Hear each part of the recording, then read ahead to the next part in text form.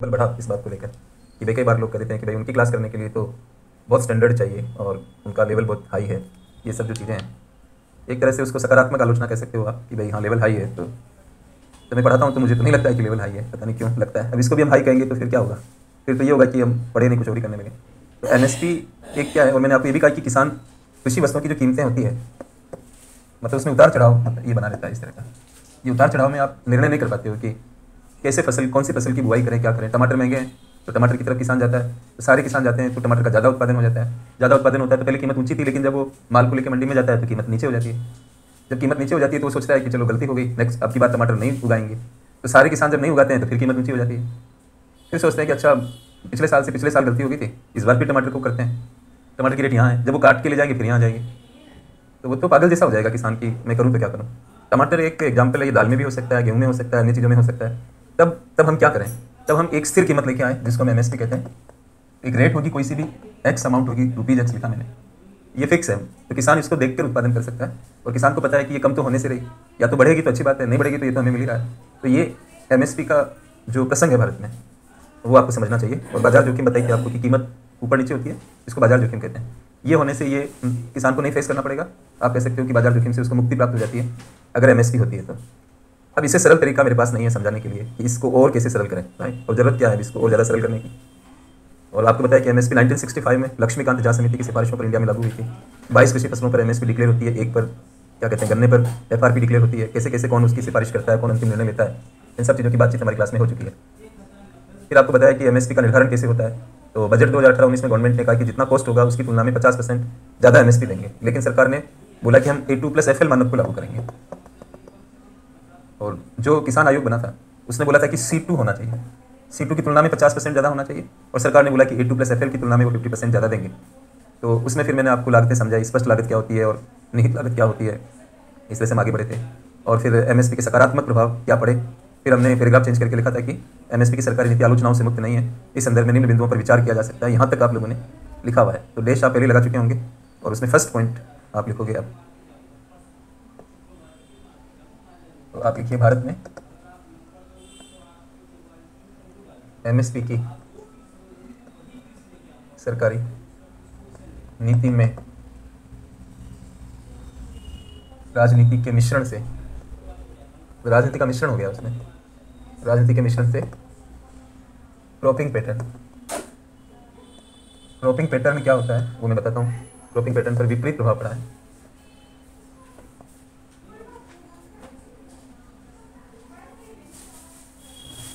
Cropping pattern का मतलब होता है कि जो आपके यहाँ खेती वाला एरिया है, कितने पार्ट में खेती होती है पूरे इंडिया में।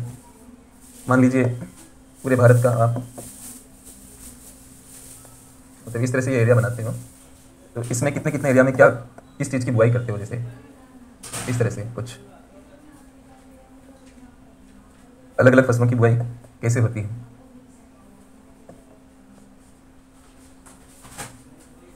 ये कितना एरिया कौन सी फसल के लिए डिवाइड कर रहे हो आप, ये क्रॉपिंग पैटर्न कहलाता है, राइट।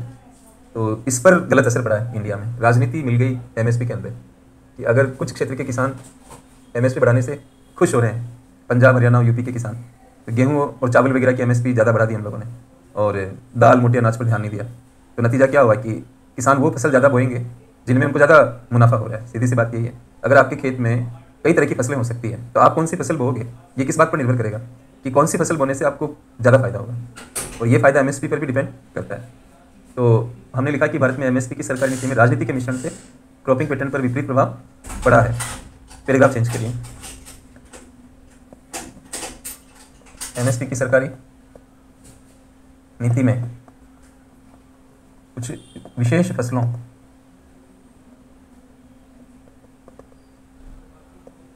कुछ विशेष फसलों, चाहो तो उनका नाम लिखो ब्रैकेट में, मैं बोल रहा हूँ, जैसे कि गेहूँ चावल आदि। कुछ विशेष फसलों जैसे कि गेहूँ चावल आदि, पोस्ट के बाद लिखिए पर अधिक जोर दिया गया।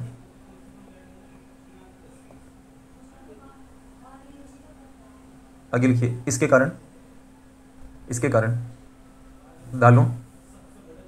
दालों और मोटे अनाज, दालों और मोटे अनाज के लिए आवंटित क्षेत्र में, ये जो क्षेत्र आवंटित होता है इसमें आवंटित क्षेत्र में कमी आई है, कमी आई है। जैसे मान लो यहाँ पे दाल उगाई जाती है और मोटा अनाज है यहाँ पर, या सभी जगह मैं दाल लिख देता हूँ समझने के लिए। तो ये जो लाइन है, ये लाइन इधर आ रही है, कम होता जा रहा है एरिया, जैसे इतना सा रह गया, इस तरह से कुछ हो रहा था।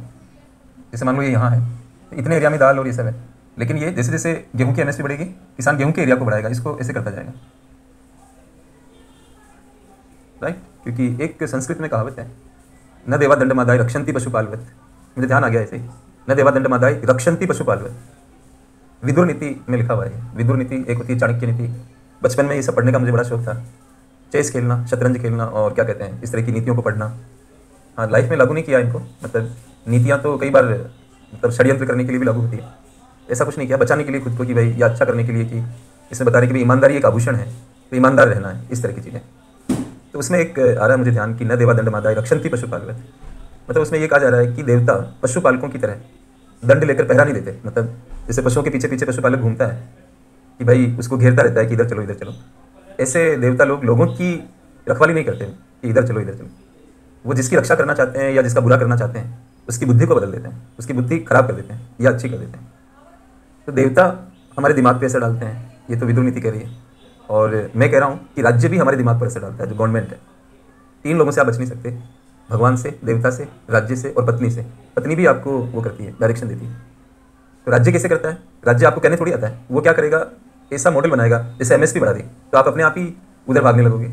जैसे हमारे देश में लोग रिसर्च नहीं करते ज़्यादा, तो हमारे यहाँ जेआरएफ का कॉन्सेप्ट है, आपने ध्यान दिया होगा कि नेट जेआरएफ, बच्चे इसका एग्जाम देते हैं, जेआरएफ क्लियर हो जाता है तो उनको स्कॉलरशिप मिलती है। स्कॉलरशिप लेने के लिए उनको रिसर्च करना पड़ता है, तो अपने आप ही रिसर्च में आते हैं।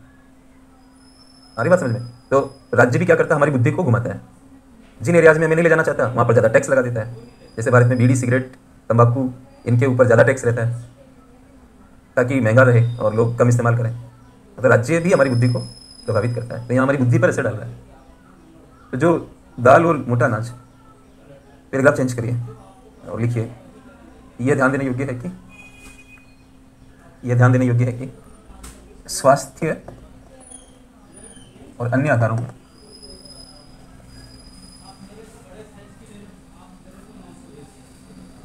मोटा अनाज आदि, स्वास्थ्य और अन्य आधारों पर मोटा अनाज आदि के अधिक उत्पादन और उपभोग पर जोर दिया जाना चाहिए।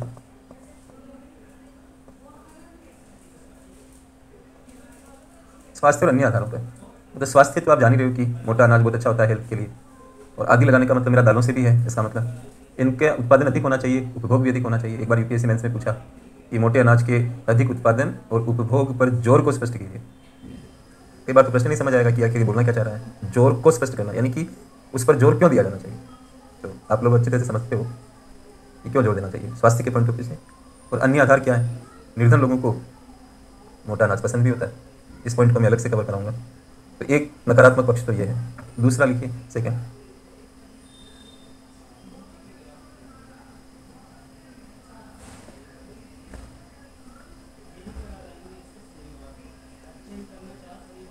भारत में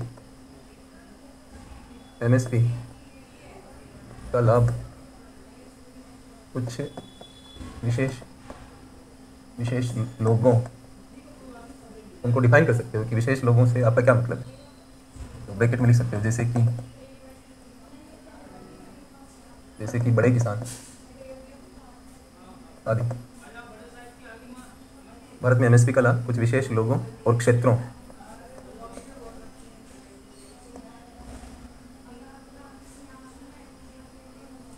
जैसे कि पंजाब, हरियाणा, उत्तर प्रदेश आदि।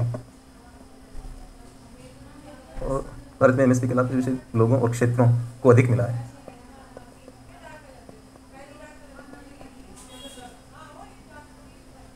आगे आप लिखिए, इससे भारत में प्रादेशिक और आय की विषमताएं बढ़ी है। प्रादेशिक और आय की विषमताएं बढ़ी हैं। तो इधर ज़्यादा मतलब एमएसपी का लाभ मिला है, और ये देखा भी गया कि जो भारतीय खाद्य निगम और अन्य संस्थाएं वो यहाँ से ज़्यादा खरीदारी करती है, बाकी को छोड़ देती है ऐसे। तो बाकी क्षेत्रों में उतना फ़ायदा नहीं हुआ, और बड़े किसान इधर ही रहते हैं आमतौर पर, तो उनको ज़्यादा लाभ मिला। तो हमारे देश में जो विषमताएँ हैं प्रदेश को लेकर भी और लोगों को लेकर भी, उनको बल मिला है इस एमएसपी की पॉलिसी की वजह से। तो ये सेकंड पॉइंट आप मतलब बता सकते हो आलोचना के लिए कि भारत में एमएसपी की सरकारी नीति की मान लो आलोचना करनी है, तो ये पॉइंट आप मेंशन कर सकते हो। पहला हो ही गया, अब आप तीसरे में आइए, थर्ड।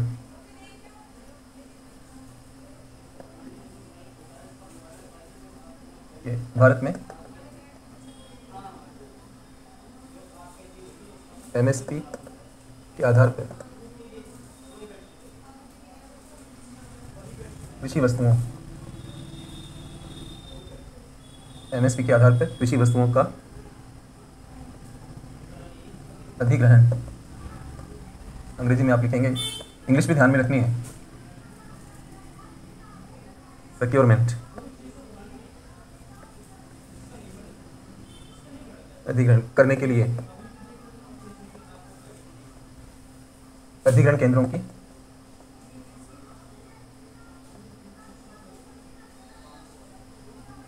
पर्याप्त संख्या में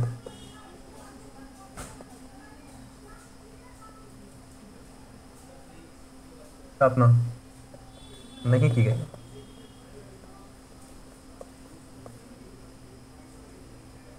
मतलब सेंटर भी तो होने चाहिए जहां माल खरीदा जाएगा। आप एमएसपी तो डिक्लेयर कर देते हो और खरीदने के लिए कोई केंद्र बना नहीं रखा है, तो फिर उस पॉलिसी का फ़ायदा क्या हुआ?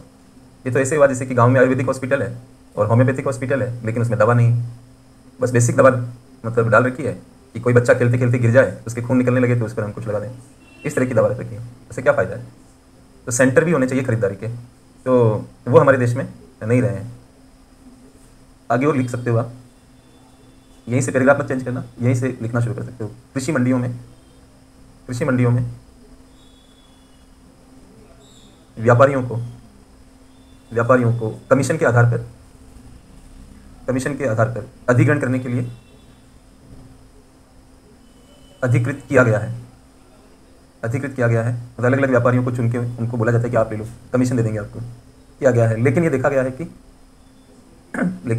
कि व्यापारी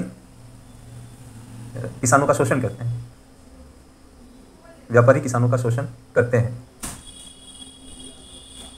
पैराग्राफ चेंज करिए और फिर लिखिए, उपर्युक्त के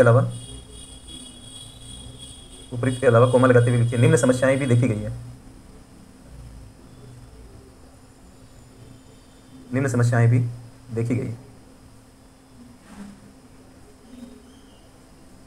तो कौन कौन सी समस्याएं हैं उनको हम देखते हैं, इसी पॉइंट में देखना है।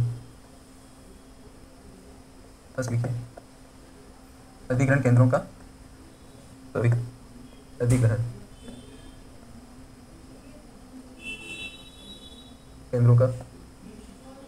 अधिक दूरी पर होना।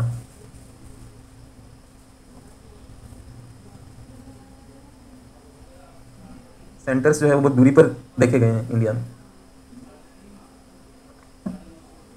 तो ट्रांसपोर्ट कॉस्ट ज़्यादा आएगी, किसान को लगेगा कि जितना माल नहीं है उतना भाड़ा लग जाएगा, जितनी डिस्टेंस होगी ईंधन की लागत में किसान दब जाएगा। तो वो सोचता है कि वहाँ के लोकल व्यापारी को ही हम अपना माल बेच दें। तो ये एक समस्या है कि केंद्र ज़्यादा डिस्टेंस पे हैं। दूसरा, अधिग्रहण केंद्रों का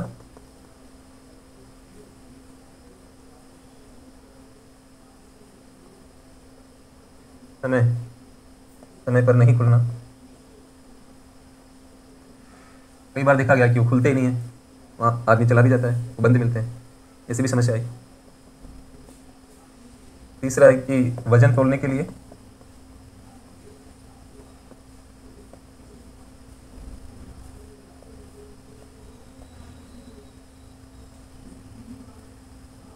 इलेक्ट्रॉनिक मशीनों का प्रयोग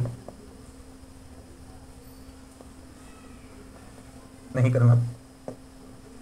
इलेक्ट्रॉनिक मशीनों से वजन ठीक से मपता है, तो वो नहीं मैनुअली तोलना, उसमें नुकसान हो जाता है। चौथा है किसानों को समय पर भुगतान नहीं मिलना।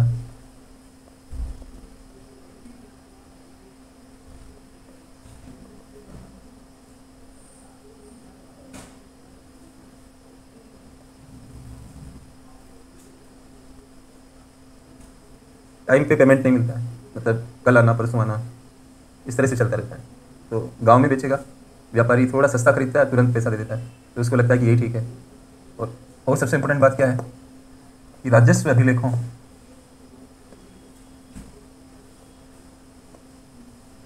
रेवेन्यू रिकॉर्ड्स, राजस्व अभिलेखों पर जोर देना। पढ़ना पड़ेगा दोस्तों, पढ़ने के लिए आए हो तो पढ़ना पड़ेगा ये सब चीज़ें। है तो एक जगह आ रही है ना, रिसर्च करने वाले कर रहे हैं, आपके सामने परोस रहे हैं उसको, इसका भी यूज नहीं कर सकते हो तो फिर क्या कर पाओगे। ये पता नहीं कितनी रिपोर्ट्स पढ़ रखी है मैंने, दलवाई कमेटी से लेकर कई चीज़ों को पढ़ के ये क्लास में आ रही है। हमारी क्लास में किसी किताब का प्रयोग नहीं हुआ है, एक भी सिंगल बुक का इस्तेमाल नहीं हुआ है। जितने भी चीज़ें आप पढ़ते हो सारे रिसर्च पेपर्स, उन सबको पढ़ के एक लैंग्वेज में ढाला गया है, और इन नोट्स को पढ़ के कई लोग कामयाब हो गए हैं। इनको पढ़कर आज भी ये पुराने नोट्स भी लोग पढ़ते हैं और वो भी काम कर रहे हैं। मैं तो क्या चेंज करता रहता हूँ। तो जो चीज़ आसानी से मिल जाती है उसकी वैल्यू नहीं होती है। ये भी एक कहावत है कि नहीं मिले तो सोना और मिल गई तो मिट्टी, ये भी चलता है। तो सामने चीज़ें आ जाती है, इनको ढूंढोगे तो बड़ा परेशानी होगी। राजस्व अभिलेखों पर जोर देना, ये क्या चीज़ है कि आप एमएसपी के आधार पर माल बेच रहे हो, तो वाकई में माल आपका है या नहीं है, आप वाकई में किसान हो कि नहीं हो। मतलब तो आपको पटवारी होता है गाँव में, एक पद होता है, आप जानते होंगे, कहीं पर उसको पटवारी कहते हैं, कहीं पर उसको लेखपाल कहते हैं, हो सकता है आपके यहाँ कोई और नाम हो, तहसीलदार वगैरह से सबसे नीचे का जो पद होता है गाँव में, जो ज़मीन को मापना करना, वो राजस्व इकट्ठा करना, इस तरह की कोई अतिक्रमण हो गया अड़ोस पड़ोस के अंदर, मतलब पड़ोसी ने आपकी ज़मीन के अंदर घुस गया इधर से, या आप चले गए उनकी ज़मीन में, उस तरह के विवादों का निपटान करना, कौन से खेत में कौन सी फसल बोई गई है उसको, उसका रिकॉर्ड मेंटेन करना, कोई ज़मीनें फालतू पड़ी हुई उनका अलॉटमेंट करना, ये कई सारे काम। बाकी ये तो उनके मूल काम है, बाकी तो गवर्नमेंट है। अगर उनको लगेगा कि पशु गणना करिए तो पटवारी को भी करनी पड़ सकती है, राज्य सरकार लिख के भेज सकती है कि भैया पशु गणना करो, तो वो मना थोड़ी कर सकते हैं, गवर्नमेंट जॉब है। कोरोना के पीरियड में आप दवा बांटो, ये करो वो करो, तो वो भी करना पड़ेगा। बाकी ये है कि बेसिक काम उनका इस तरह का है। वो पटवारी से आपको ज़मीन का एक कॉपी निकलवानी पड़ेगी, आपकी जो आपका जो हक है कि भाई कितनी ज़मीन इनके पास है, वो कॉपी के साथ आप माल को लेके जाओगे। तो कई बार क्या है कि जानकारी के अभाव में या पटवारी नहीं मिला, आजकल पटवारी गाँव में जाते कहाँ हैं, वो तो अपना पोस्टिंग करा लेते हैं, फिर हेड ऑफिस में बैठे रहते हैं या अपने घर पर ही रहते हैं और वहीं से फ़ोन पे संपर्क में रहते हैं, और मौका देख कर कभी आते हैं फिर चले जाते हैं छुट्टियों पे। आम आदमी को क्या कष्ट हो रहा है इससे उनको कोई मतलब नहीं होता है। तो अब वो पटवारी साहब नहीं मिले तो ये चला गया मंडी में माल लेके, अब लैंड रिकॉर्ड है ही नहीं उसके पास, तो वो सामने वाला कह रहा है कि भाई ये तो हम नहीं ले पाएंगे। तो ज़्यादा जोर देना उस चीज़ के ऊपर, थोड़ा देखना भी पड़ता है कि ये किसान पिछली बार भी आया था तो मैं पहचान रहा हूँ इसको, ये कह रहा है कि सर मैं पिछली बार भी आया था, तो ये जान के भी अनजान बन रहा है कि नहीं हम नहीं जानते, जो काम के तरीके से होगा आपको ये कॉपी देनी पड़ेगी। वो बेचारा मायूस होकर लौट गया, लेकिन उसी समय संकल्प ले लिया कि इस मंडी में मैं जब तक जीवित हूँ तब तक इस मंडी में नहीं लूटूंगा, मेरे कोई काम की मंडी नहीं है। पूरा दिन खोटी कर दिया, पैसा लगा, कोई फायदा नहीं मिला मुझे। ये राजस्व अभिलेखों पर जोर देना, इस तरह की चीज़ों से मतलब किसानों का मोह भंग हो रहा है एमएसपी से, तो ये एक बात है। अधिग्रहण केंद्र के अंदर ही हम लोगों ने ये सारी चीज़ें लिखी। ये चल रहा था बिंदु नंबर 3, अब आप चौथा लिखिए, फोर्थ लिखिए। एमएसपी की सरकारी नीति में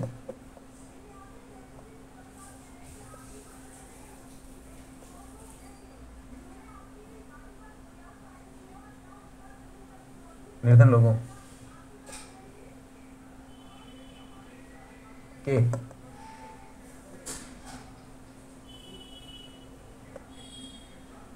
निर्धन लोगों की खाद्यान्नों की मांग को ध्यान में नहीं रखा गया।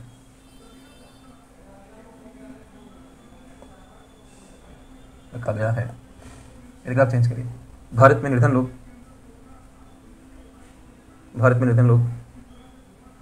मोटा अनाज पसंद करते हैं,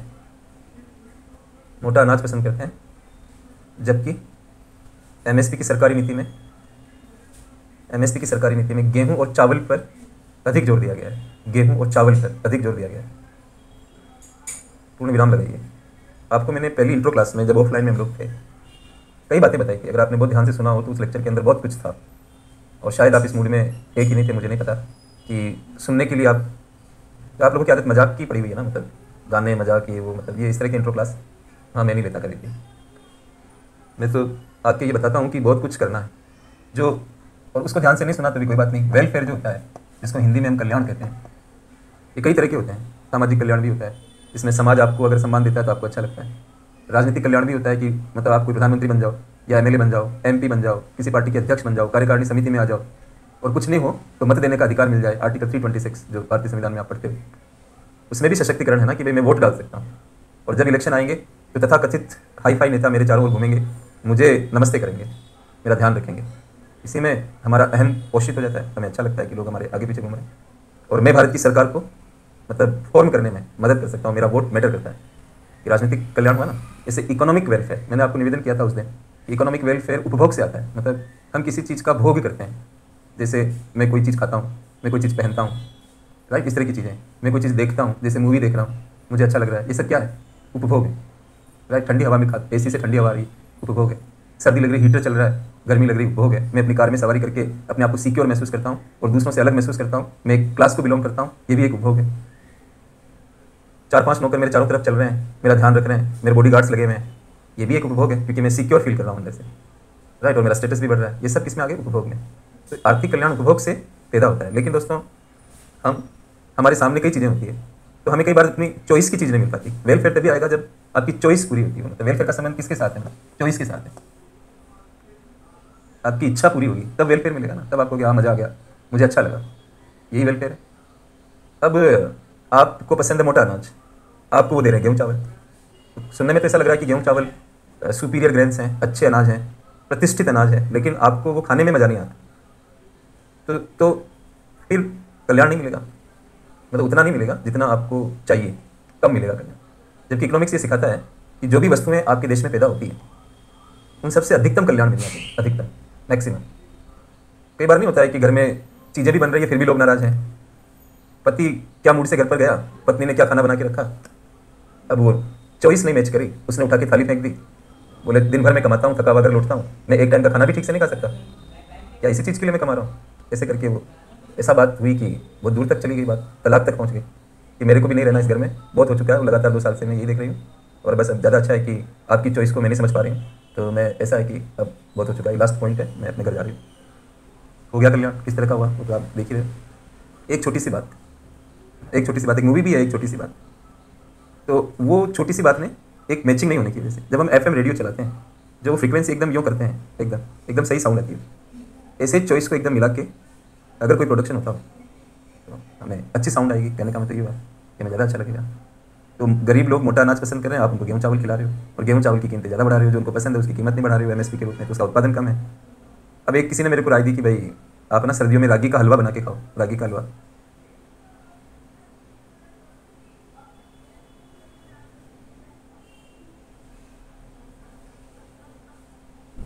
मैं आपको ईमानदारी से कहूँ कि जब उन्होंने मेरे को राय दी तो मैंने मंगवाया, उससे पहले मैंने रागी को देखा भी नहीं था अपनी आंखों से। राजस्थान में रागी वगैरह का प्रोडक्शन मेरे इधर तो मैंने नहीं देखा, ऑलमोस्ट नीले, हमारे इधर बाजरा ज्वार इस तरह के मोटे अनाज होते हैं ज़्यादा। तो मैंने कहा चलो रागी ठीक है, मैंने मंगवाया। मैंने मेरे ड्राइवर अली मियाँ को बोला कि ये लेके आओ रागी, लेके आओ रागी का आटा। तो रागी का आटा लेके आया, वो 80 रुपये किलो में। अब 80 रुपये किलो की रागी का आटा, एक गरीब व्यक्ति को रागी खाने की इच्छा हो रही हो, क्योंकि निर्धन लोग पीछे जाओगे आप तो मोटा अनाज खाते रहे, मतलब उनके उसमें आ गया, हैबिट में आ गया, तो उनको अच्छा लगता है। लेकिन 80 रुपये का रागी का, और जो हमारी वो है PDS राशन की दुकान है, वहाँ रागी थोड़ी मिलता है, वहाँ बाजरा थोड़ी मिलता है, वहाँ मक्का नहीं मिलता है, वहाँ गुड़ नहीं मिलता है। गरीब लोगों को गुड़ पसंद है, वहाँ पे चीनी मिलती है। उनको मक्का बाजरा पसंद है, वहाँ गेहूँ चावल मिलता है। मतलब थोप रहे हो आप एक तरह से सामने वाले पर कि हमारे पास तो यही है।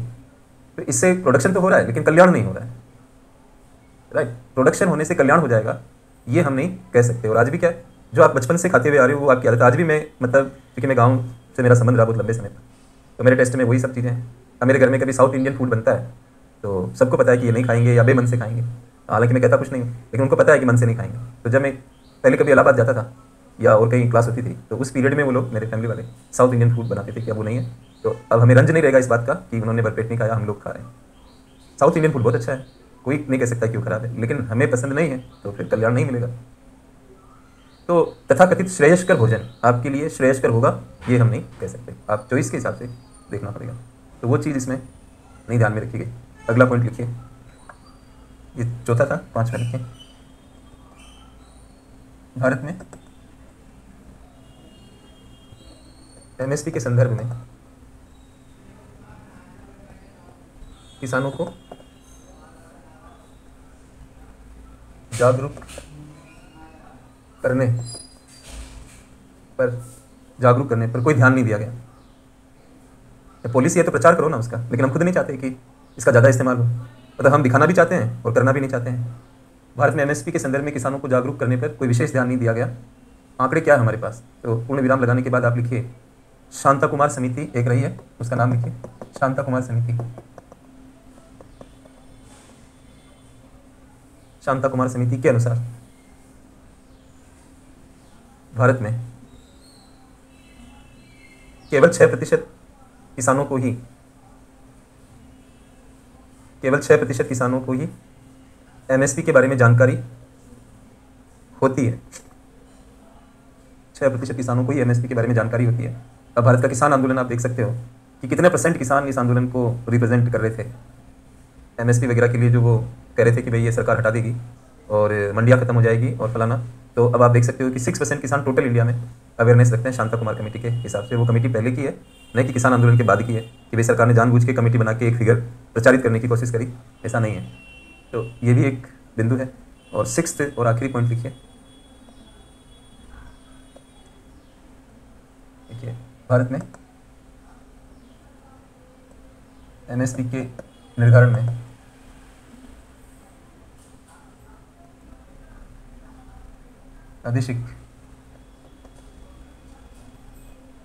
प्रादेशिक दृष्टिकोण को ध्यान में नहीं रखा जाता है।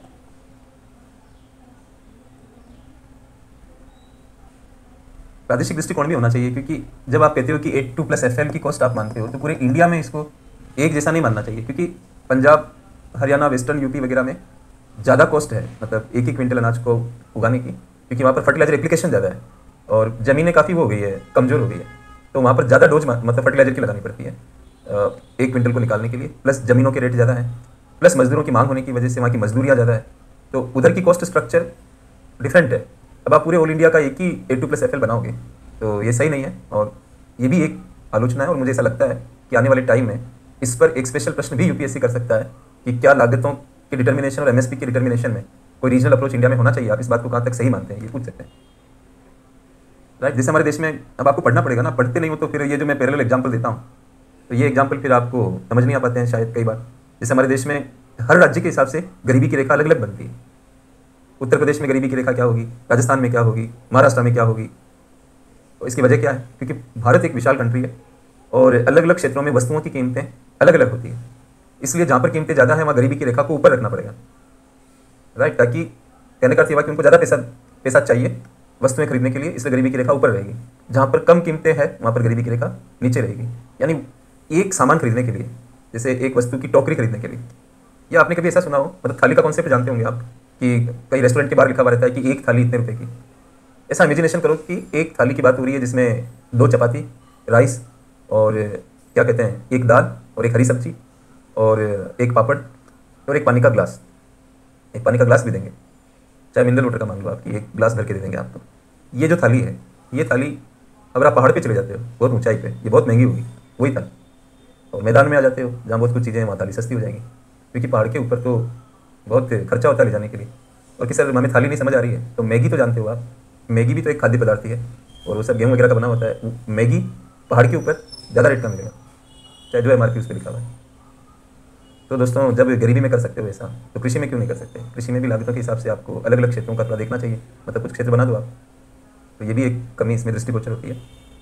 पैराग्राफ चेंज करके, मतलब पैराग्राफ चेंज नहीं करना है इसमें, क्योंकि सकारात्मक लिखने के बाद हमने लिखा था कि आलोचनाओं से मुक्त नहीं किया जा सकता, फिर ये आलोचनाएं हमने लिख दी तो बात नहीं खत्म हो गई। तो इस तरह से ये MSP की सरकारी नीति के बारे में था। अब इसके बाद में हम जाएंगे क्रॉप इंश्योरेंस की तरफ, जिसको हम कहते हैं फसल बीमा। और सिलेबस को कैसे समझते हैं ये मैं घटना से आपको बताता हूँ। आपके सिलेबस को आप देखा करो, और नहीं तो क्या करो, उस सिलेबस को अपनी टेबल जहाँ भी आपका लगा हुआ है उसकी जो दीवार है उस पर चिपका दो, सिलेबस को चिपका दो, कुछ टॉपर्स के फोटो चिपका दो, राइट। जिनको मानते हो उनका फोटो लगा दो, जैसे स्टीव जॉब्स को मानते हो कि और कोई आपके वॉरेन बफेट है कि जो जिसको भी आप अच्छा मानते हो उनको लगा दो, उनके डायलॉग्स लिख दो कमरे में।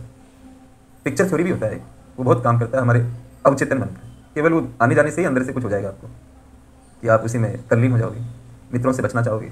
कोई नॉक करेगा तो आपको गुस्सा आएगा कि ये भी क्यों आ गया, मैं तो पढ़ रहा हूँ, राइट। तो मैं एक आपको सिखाता हूँ कि आपकी सिलेबस में MSP है। अब मैं बोलूँगा तो आपके पास सिलेबस होना चाहिए, सामने साइड में रखा हुआ होना चाहिए जब क्लास चलती है। तो ये दे रखा है MSP, कृषि सब्सिडियाँ MSP ऐसे दे रखा है। क्रॉप इंश्योरेंस यानी फसल बीमा आपके सिलेबस में नहीं है, ये नहीं दे रखा है, ये नहीं है। 2016 का मेंस में पढ़ा रहा था और मैं एक क्लास में जाने वाला था। मैं 4 बजे क्लास होती रही है, मैं 3:45 बजे के आसपास सोच रहा था कि आज की क्लास में क्या पढ़ाना है। तो मुझे लगा कि एमएसपी आज खत्म हो जाएगा, फिर ये चैप्टर चला जाएगा। और मेरी आदत ये होती है कि मैं बाद में कुछ नहीं कराता, फिर जो टॉपिक है उसकी कोई बात है, अगर उसका एंड हो गया तो गया वो, ये अब भूल गए, इसको अब कर लो, ये सब नहीं चलता है। तो मैंने कहा कि कुछ अंदर से इंट्यूशन हो रहा है कि कुछ अलग आना चाहिए इस बार मेंस में। ये वाकई में एक सही घटना मैं आपको बता रहा हूँ। मुझे अंदर से ऐसा इंट्यूशन हुआ कि फसल बीमा योजना लागू हुई है खरीफ 2016 में, और ये एमएसपी से जुड़ के यूपीएससी प्रश्न कर सकती है। और कैसे कर सकती है कि भाई एमएसपी जो है वो किसानों को कीमत तो दे देती है, जो भी कीमत होती है उसकी गारंटी मिल जाती है, लेकिन वो किसान की इनकम को सुरक्षित नहीं कर पाती। इनकम, अब आप कहोगे कि ये क्या होता है, तो इनकम निकालने का क्या तरीका, भाई कीमत, माल की कीमत कितनी है और माल की मात्रा कितनी है। मान लो 60 रुपये लीटर दूध हो और एक आदमी ने 10 लीटर दूध पैदा किया, आपको बोला कि इनकम निकालो, तो आप 60 रुपये को 10 लीटर से गुणा करोगे तब इनकम निकलेगी ना, 600 रुपये की इनकम, राइट। इसको गुणा करने के बाद आपको क्या प्राप्त होगी, आय प्राप्त होगी। ठीक है, यहाँ तक एमएसपी जो है वो यहाँ काम करता है कि आपको एक कीमत दे देगा। लेकिन समस्या क्या है, मान लो मात्रा जीरो रह गई, कोई कारण बना ऐसा कि मात्रा जीरो हो गई, तो फिर आय भी आपकी जीरो हो जाएगी। तो इस कीमत का फायदा क्या निकला, किसान की आय सुरक्षित नहीं हुई ना।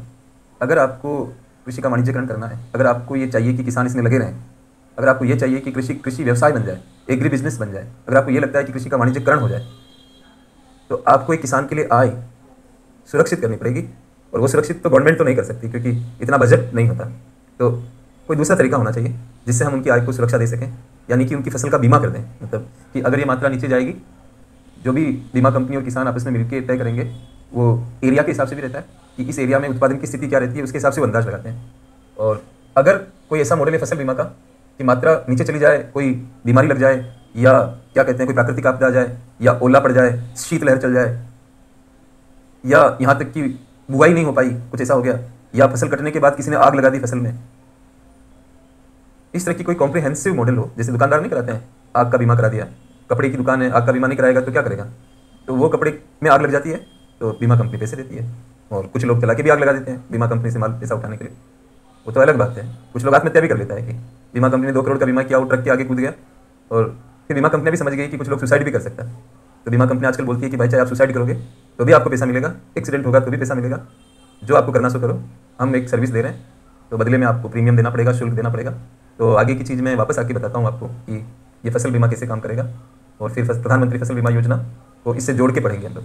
अगर दोस्तों मुझे केवल काम ही चलाना होता तो मैं कहता कि एमएसपी आपके सिलेबस में है, मैं क्यों फसल बीमा में अपना दिमाग लगा रहा हूँ, क्योंकि आज तो मैं कह के निकल जाऊँगा, या आपको नहीं पढ़ाऊँगा चलेगा, पुराने पेपर उठाओगे, दिक्कत होगी कि यार फसल बीमा आया हुआ है, ये तो सर ने नहीं बताया हमें, और भविष्य में भी कोई सवाल आता है तो कैसे क्या होगा।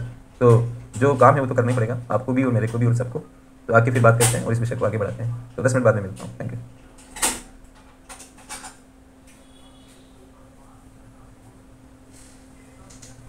चलिए फिर से आपके सामने, सोचा होगा आपने फसल बीमा की नीड क्या दिखाई दे रही है ना। तो पहले मैं कॉन्सेप्ट थोड़ा बता देता हूँ आपको, उसके बाद फिर हम लोग आगे बढ़ेंगे। फसल बीमा में एग्जैक्टली क्या होता है उसका रफ आइडिया लेना है, बिल्कुल अंदर नहीं घुसना है। यूपीएससी के मेंस की थीम क्या है उसको पकड़ना है कि फसल बीमा में मोर और लेस क्या चीज़ होती है, वो आइडिया लेके फिर आगे बढ़ना है। तो